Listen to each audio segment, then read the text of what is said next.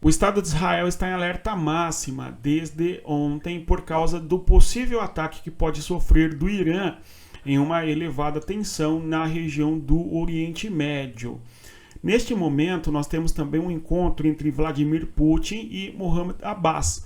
Mohamed Abbas nada mais é do que o representante da Palestina na região da Cisjordânia e, na mesma medida ainda, nós temos um outro movimento nesse tabuleiro complexo envolvendo o mundo e o Oriente Médio, que é a movimentação de não apenas submarinos, mas também porta-aviões dos Estados Unidos em direção ao Oriente Médio, a fim de eventualmente pressionar o Irã para que o Irã não ataque o território de Israel.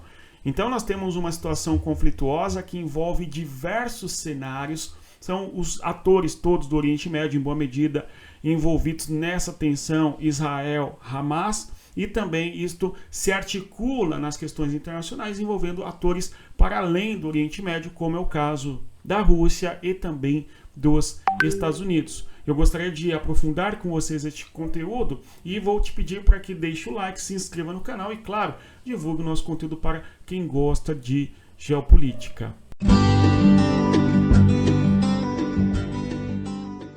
Então, conforme nós podemos observar na introdução, as tensões no Oriente Médio só têm aumentado e há no ar um medo de uma guerra que seja de proporções significativas e traga mais destruição, infelizmente, para as populações que lá vivem. É este o cenário. Vamos tentar recapitular o que ocorreu nessas últimas semanas e o que está acontecendo agora. E a possibilidade da guerra, de um ataque por parte do Irã contra o Israel, que nós não sabemos onde isso vai parar. Esta que é, infelizmente, a realidade quando olhamos para o cenário do Oriente Médio. Quando nós olhamos, em alguma medida, o epicentro dessa crise contemporânea é a questão Israel-Palestina, enfim, que alguém pode até falar que remonta ao século XVIII, XIX, ao Israel antigo, enfim. Mas nós fazemos aqui um recorte para observarmos esta figura aí, que é a figura de Ismail Haniyeh. Ismail Haniyeh foi executado por parte de Israel na capital Teherã, na posse do novo presidente iraniano, conforme nós observamos. Isso desencadeou uma crise mais profunda ainda entre Israel e o Irã, e desde então aguarda-se em boa medida uma resposta do Irã. E esta resposta parece que não virá, pelo menos é o que temos até agora. Um Irã titubeante em decorrência porque, pelo contexto, não compensa para o Irã entrar em uma guerra aberta contra Israel. Tanto é que em abril nós tivemos conflitos entre Israel e Irã, mas, de certa maneira, um conflito cauteloso, olha que coisa maluca, né? Cauteloso e equilibrado, de modo que o ataque que o Irã fez a Israel lá em abril, dia 13, 14, algo assim, foi um ataque que tinha como finalidade demonstrar força para Israel, mas também não foi um ataque que tinha como finalidade trazer baixas para as forças militares de Israel. Esse é um ponto importante em considerarmos. Agora, quando nós temos Israel executando, dias depois, o líder do Hamas dentro do território do Irã, isto trouxe novamente uma tensão entre os dois países e a promessa, eventualmente, do Irã de retaliação, de ataque ao território de Israel. E é sobre isso que se fala sobre o Oriente Médio e não se pensa em mais nada, aparentemente, exceto na possível contraofensiva iraniana ao território de Israel. A grande questão é que no ataque que Israel fez a Ismail Haniyeh dentro do território do Irã, em um apartamento ali destinado a autoridades internacionais e assim por diante, talvez tenha ficado claro para o Irã uma mensagem que seria a seguinte: nós, israelenses, podemos atacar qualquer ponto do território do Irã, do território iraniano, e claro, se nós quisermos, nós também poderíamos atacar e executar ali o próprio presidente do Irã, ou mesmo ainda o próprio Ayatollah, que é o governante supremo do país. Será que Israel demonstrou esta força para o Irã e por causa disso o Irã, de certa maneira, tem estudado o que pode fazer? Mesmo porque o Ismail Haniyeh não morava, não vivia nem na Palestina e nem no Irã. Ele vivia no Catar. E o ataque feito contra Ismail Haniyeh se dá no Irã, justamente porque Israel não quer atacar o Catar, porque o Catar é um país que tem intermediado ali para que nós tenhamos um caminho para a paz na guerra entre Israel e Hamas, enfim, tá certo? Então, Israel já tem conflitos e rusgas e disputas geopolíticas com o Irã, então não interessava para Israel atacar o líder palestino dentro do Catar e sim escolher o Irã, até porque ter mais ou menos problemas com o Irã não mudará tanto a realidade geopolítica de Israel. Pelo menos esta é uma interpretação. Você concorda com ela? Escreve aqui embaixo nos nossos comentários. Agora, você que quer aprofundar o conhecimento e entender de maneira contextualizada e mais aprofundada tudo o que acontece no cenário da geopolítica internacional e deixar de lado meras opiniões vazias, conheça a nossa plataforma Geopolítica para Entender o Mundo. O link está na descrição do nosso vídeo. Nós temos ali um contexto de aulas ao vivo, que é a nossa sala de guerra, para analisarmos o que ocorre no contexto internacional. O nosso território geopolítico a tratarmos de informações diárias sobre o que está acontecendo na política internacional, além de cursos gravados sobre os Estados Unidos, a Rússia, a China, o Oriente Médio e assim por diante. Você saberá tudo sobre geopolítica, pode apostar.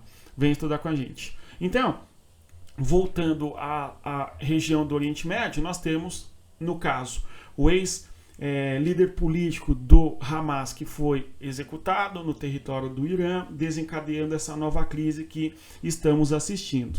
Nós já temos um substituto para o Hamas. Então já era inclusive um homem cotado ali que tem uma participação considerável dentro do território, dentro da organização do Hamas, enfim, né, do braço político, que é o novo líder, que é o Sinwar, ok? Então, o nome dele é Sinwar, um nome difícil, nós quem falamos português, né?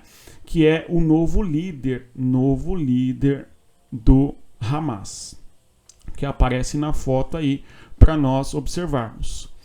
Na compreensão de Israel, em boa medida, esse novo líder do Hamas é alguém bastante radical que não está interessado em diálogo e nem em paz. Aliás, há uma possibilidade de acordo de paz ou de pelo menos cessar fogo que ocorra no próximo dia 15, ok? Agora de agosto de 2024.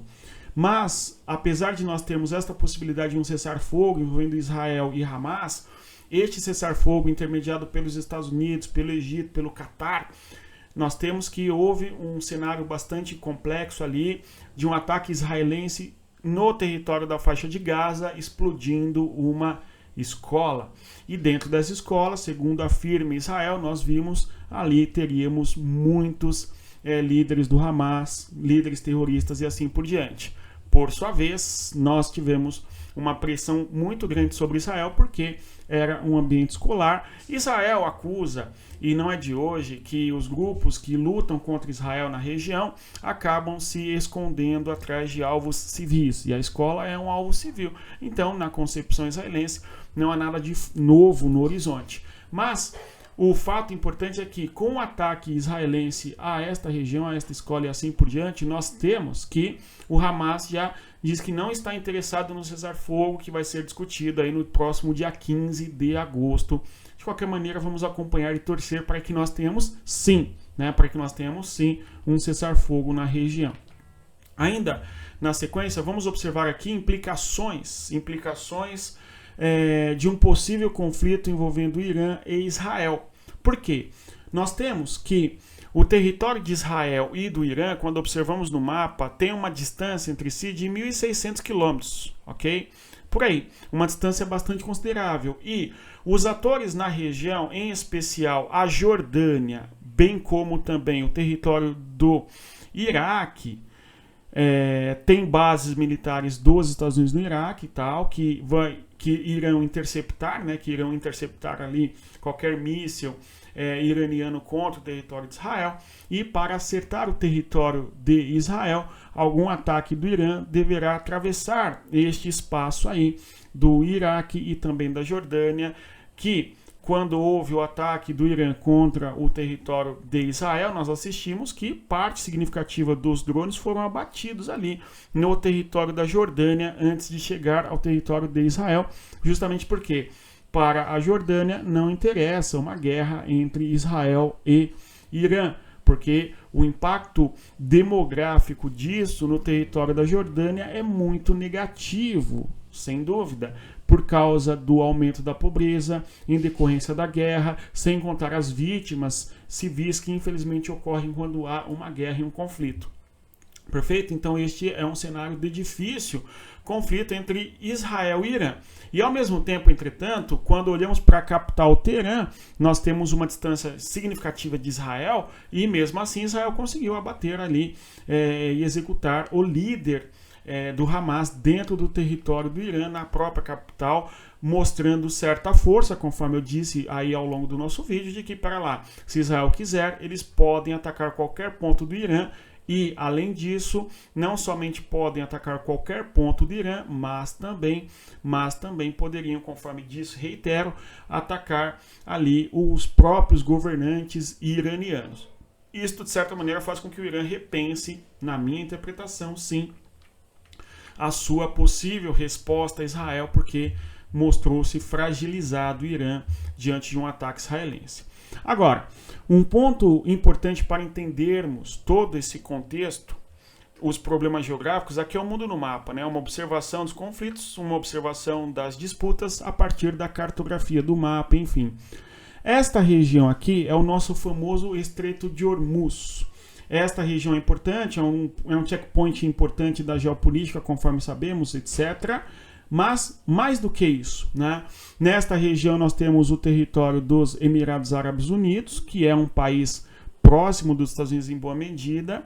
Nós temos, além do mais, o Catar e também o Bahrein, onde nós temos base militar dos Estados Unidos. Então, a presença militar norte-americana nesta região eleva a tensão para um nível muito mais significativo, né? Então nós temos aí nós temos aqui a presença nesta região do Golfo Pérsico dos Estados Unidos de modo bastante incisivo, com base militar e tudo.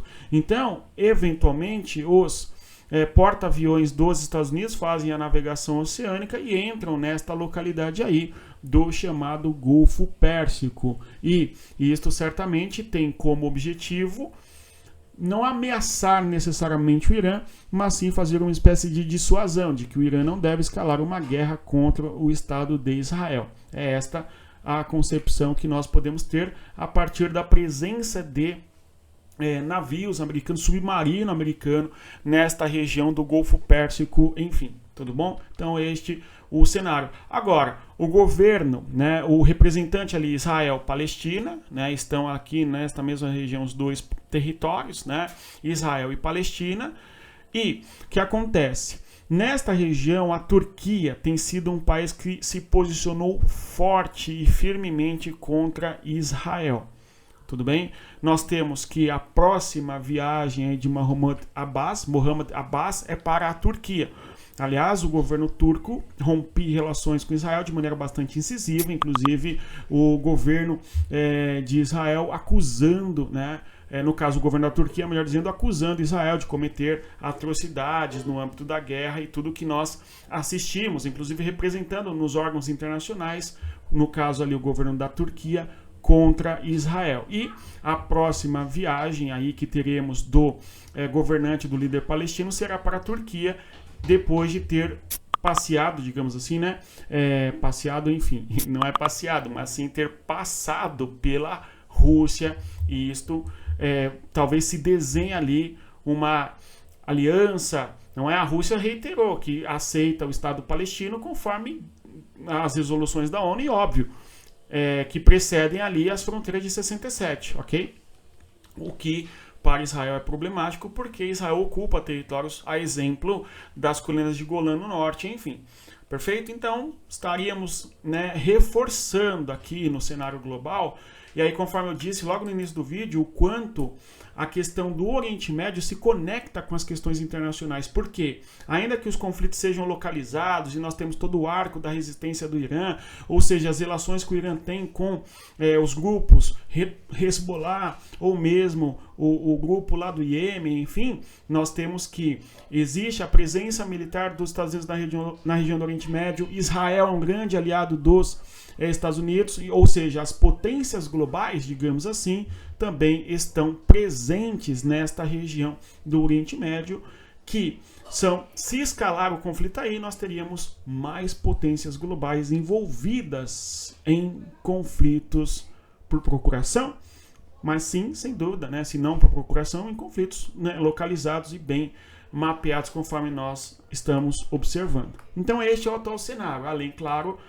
da triste relação conflituosa que se arrasta entre Israel e o Hezbollah na fronteira entre Líbano e Israel. Então, aqui eu fiz um comentário com vocês, deu para perceber de maneira panorâmica, ampla, a fim de que nós compreendamos o que está acontecendo no Oriente Médio agora. Tomara que não haja o ataque do Irã, tomara que nós tenhamos paz entre Israel e Palestina. Pelo menos um cessar-fogo aí nos próximos dias. Vamos acompanhar. Mas é isso. Se você chegou até aqui, eu agradeço a presença.